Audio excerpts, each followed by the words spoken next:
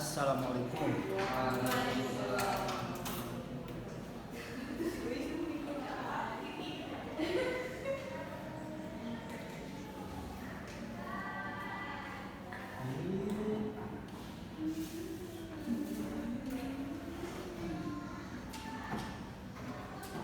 Baik, bismillahirrahmanirrahim. Assalamualaikum warahmatullahi wabarakatuh. Waalaikumsalam warahmatullahi wabarakatuh. Gimana kabarnya anak-anak hari ini? Luar biasa, Allahu Akbar. Alhamdulillahirrahmanirrahim. Sebelum itu, Bapak ingin nanya siapa KM-nya di kelas ini? Hamzah, Pak. Hamzah, boleh sebelum kita melaksanakan pembelajaran kali ini, alangkah baiknya kita pimpin doa oleh kalian. Sebelum memulai pembelajaran, baiknya kita berdoa terlebih dahulu agar ilmu yang kita dapatkan bermanfaat. Amin. Menurut saya masing-masing dalam hati. Amin. Dan? Oh iya, siapa yang nggak masuk hari ini? Siapa aja? Oh, kenapa Rizky? Astagfirullahaladzim, ada lagi? Nurul. Belum bangun, Pak. Oh iya. Oke, sekarang masuk ke materi, yaitu tentang pemanfaatan dan konservasi flora dan juga fauna di Indonesia.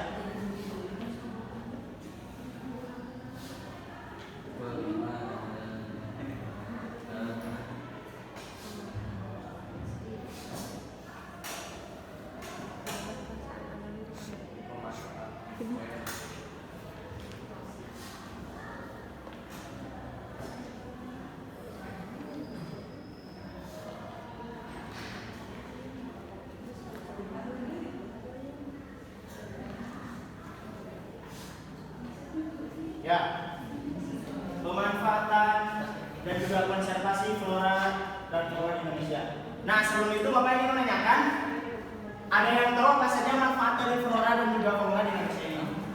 Sumber kehidupan. Sumber pangan, ya. Menjaga ekosistem. Bisa. Perikanan, ya benar sekali. Siapa tadi? Yola. Oh, Yola, ya. Terus peternakan, benar nggak sih? Aduh, kamu sih. Wow. Ya. Bisa mengetahui isi hati. Jadi keberadaan dari flora dan juga fauna ini tidak dapat dipisahkan, tidak dapat dipisahkan dari kehidupan manusia. Nah, dikarenakan saling ketergantungan antara tumbuhan, hewan, dan juga manusia. Nah, tumbuhan dan juga hewan ini mempunyai manfaat yang sangat besar bagi kehidupan manusia. Nah, untuk secara umum, pemanfaatan dari flora dan juga fauna di Indonesia ini sebagai sumber daya alam, sumber pangan, peternakan, perikanan, dan juga yang lainnya. Oke. Nah, yang pertama itu ada sumber pangan. Nah, manfaat yang pertama dari flora dan juga fauna ini dengan menjadikan sumber pangan bagi kehidupan manusia. Seperti apa saja? Ya. Terus? Ya, benar sekali. Namun, dalam memenuhi kebutuhan pangannya, manusia juga harus sesuai dengan kebutuhannya saja. Ya, harus sesuai dengan apa? Nah, jangan sampai akibat keserakahannya itu menjadikan jumlah persediaan flora dan juga fauna menjadi lebih sedikit. Misalnya pasir, mancing ikan. Terus ya udah secukupnya saja, jangan sampai banyak, ya jangan sampai bingung. Oke, terus yang selanjutnya itu ada peternakan. Nah, manfaat yang kedua yaitu peternakan. Nah, peternakan ini merupakan sebuah upaya yang dilakukan oleh manusia dengan maksud untuk mengembangbiakan hewan yang dapat dikonsumsi. Seperti apa?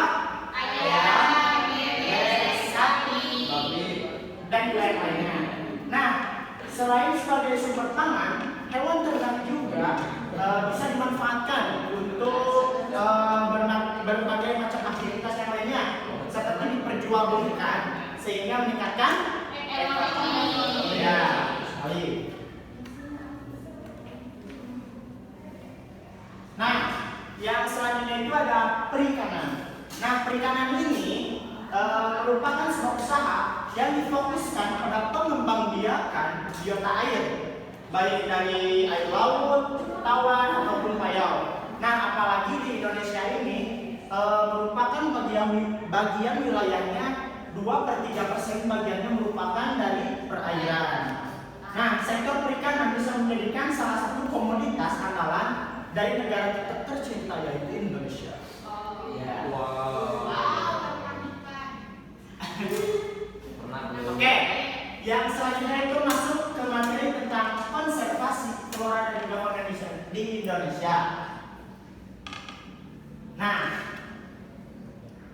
terus konservasi. Nah, konservasi ini merupakan sebuah usaha dari pelestarian flora dan juga fauna dengan tujuan agar tetap terjaga populasinya dan bisa tetap ada.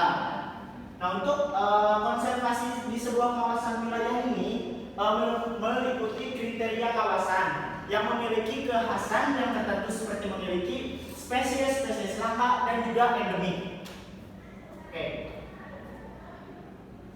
Nah, yang pertama itu ada cagar alam. Nah, cagar alam ini merupakan sebuah kawasan suaka alam yang memiliki kekhasan yang berupa tumbuhan, satwa dan juga ekosistem keadaannya masih asli gitu, belum tersentuh oleh tangan manusia. Contoh cagar alam di Indonesia itu cagar alam Cibodas di kaki Gunung Gede. Ada yang tahu di mana kaki Gunung Gede? Di kaki gunung gede, gunung Pak. Ya, di mana itu? Di Bogor. Ya, Mas sekali. Bogor. Terus ada cagar alam Pananjung Pangandaran. Ada yang pernah ke sana? Oh iya, nanti kita ke sana ya.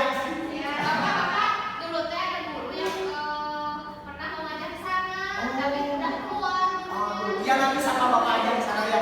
Ya. Oh tidak.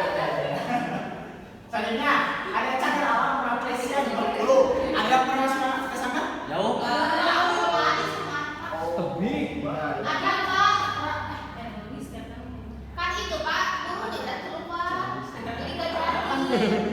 Ya. Terus yang selanjutnya ada suaka marga satwa. Nah, suaka marga satwa ini merupakan kawasan yang ditetapkan untuk melindungi satwa tertentu dan juga habitatnya itu kawasan ini memiliki keanekaragaman dan juga populasi satwanya itu sangat tinggi atau sebagai habitat yang dikhawatirkan akan segera punah. Nah, contoh suaka marga satwa di Indonesia. Yang pertama itu ada suaka marga satwa di Gunung Leser di Aceh. Ada yang pernah ke sana Aceh? Atau orang-orang yang ke sana di sana? Ada yang lagi di sana, Pak. Bapak pernah ke sana nggak Pak? Oh belum. Itu gunung Pak. Apa? Oh iya, maaf itu ya. Yang kedua ada suaka marga satwa di Baluran di Jawa Tengah. Ada yang pernah ke sana? Ya, sana ya, kesian. Anak rumah, Pak. Oh iya, nanti diajak. Terus yang ketiga ada suaka marga satwa Pulau Komodo di Nusa Tenggara Barat. Nusa Tenggara Timur. Ya, mohon maaf. Terus ada cagar biosfer. Nah, cagar biosfer ini merupakan kawasan yang dilestarikan untuk melindungi flora dan juga fauna, termasuk hasil budidaya manusia yang ada di dalamnya, termasuk suku-suku terasing. Nah, suku terasing ini harus dijaga kelestariannya karena di penduduk ini menginginkan hidup yang serasi, ya, harmonis dan juga seimbang dengan alam. Terus contoh cagar biosfer di Indonesia. Nah, cagar biosfer di Pulau Siberut di Sumatera Barat. Yang kedua itu ada cagar biosfer Tanjung Puting di Kalimantan Tengah. Yang ketiga itu ada apa? Enggak. Oh enggak. Yang ketiga itu ada cagar biosfer Cibodas Jawa Barat. Oke. Yang selanjutnya ada kawasan pelestarian alam. Nah, kawasan pelestarian alam ini memiliki fungsi yang hampir sama dengan namun ada nilai lebih dikarenakan dapat dimanfaatkan sebagai sumber daya alam hayati dan juga ekosistemnya itu masih secara lestari. Seperti apa saja?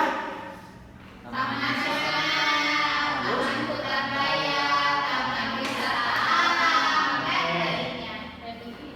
Kita bahas satu-satu. Nah, yang pertama itu ada Taman Nasional. Nah, Taman Nasional ini adalah kawasan pelestarian alam yang memiliki ekosistem yang asli, dikelola dengan zonasi dan serta dimanfaatkan untuk tujuan penelitian, pendidikan, serta menunjang budidaya, pariwisata dan juga rekreasi. Ya. Untuk contohnya itu, yang pertama ada Taman Nasional Florence di Papua. Terus yang kedua ada Taman Nasional Gunung Geser. Yang ketiga itu ada Taman Nasional Bromo. Oke. Nah, yang selanjutnya itu ada Taman Hutan Raya. Nah, Taman Hutan Raya ini adalah kawasan pelestarian alam untuk koleksi tumbuhan atau satwa yang alami atau bukan alami, jenis asli atau bukan asli. Nah, untuk kriteria wilayah yang ditetapkan sebagai kawasan hutan raya ini adalah kawasan yang memiliki ciri khas baik asli maupun buatan, memiliki keindahan serta cukup luas untuk mengoleksi tumbuhan dan juga satwa. Nah, contohnya yaitu ada di Taman Hutan Raya Cuk Nyadin di Nangro Aceh Darussalam. Terus yang kedua itu ada Taman Hutan Raya Bukit Barisan di Sumatera Utara. Terus yang ketiga itu ada Taman Hutan Raya di Dr. Muhammad Hatta di Sumatera Barat. Oke. Terus yang selanjutnya itu ada Taman Wisata Alam. Nah, Taman Wisata Alam ini adalah kawasan pelestarian alam yang ditetapkan untuk melindungi alam, tetapi dimanfaatkan untuk tujuan wisata. Ya, untuk memiliki luas untuk menjamin kelestarian populasi dan juga daya tarik untuk pariwisata dan juga rekreasi alam. Nah, untuk contohnya itu ada Taman Wisata Alam Tangkuban Perahu di Jawa Barat. Terus ada Taman Wisata Alam Grojogan Sewu di Tawangmangu, Jawa Timur. Terus ada Taman Wisata Alam Gunung Papandayan di Garut, Jawa Barat. Ada. Nah, selanjutnya itu Bapak ada sedikit kuis ya. Untuk 3 orang bisa maju. Ayo. Kalau tidak ada Bapak tunjuk. Ayo. Gimana? Gimik pak. Ayo. 3 orang. Ada yang mau maju? Di tempat aja, Pak. Enggak, di depan. Yola Yola, Pak. boleh Yola. Ayo Yola. Ayo Yola. Ada apa yang dimaksud dengan suaka benda satwa? Terus apa yang dimaksud dengan pelestarian alam yang tadi Bapak dijelaskan? Terus apa yang dimaksud dengan cadar alam? Tadi sudah dijelaskan. Lupa. Kalian mau? Boleh ke depan. Ini dia, Boy. Enggak, di depan aja. Ayo masuk. Masuk ke depan. Oke. 1 orang lagi.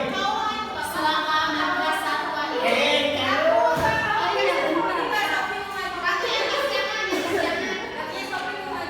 Sopi mau maju Pak.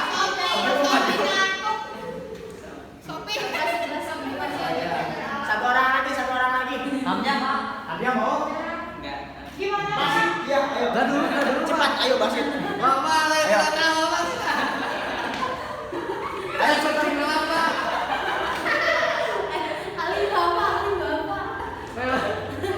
Mulai cepatnya mau yang mau Rizka?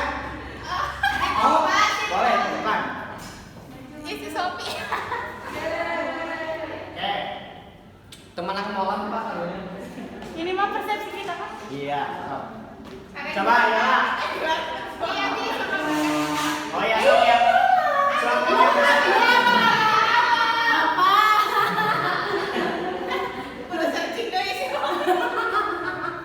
Ayo siapa yang coba marga satwa? Suaka marga satwa adalah kawasan hutan suaka alam yang mempunyai ciri khas berupa keanekaragaman dan memiliki keunikan jenis satwa Ya. yang membutuhkan perlindungan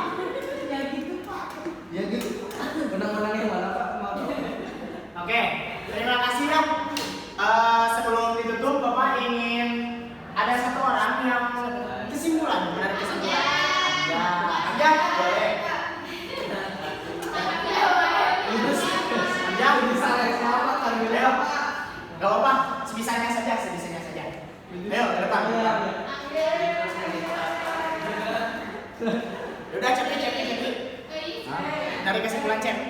Pak Ais mau. Ais mau? Oh, iya. Coba Cep.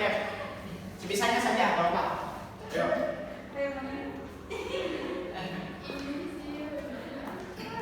Kesimpulan Pak. Iya, kesimpulan.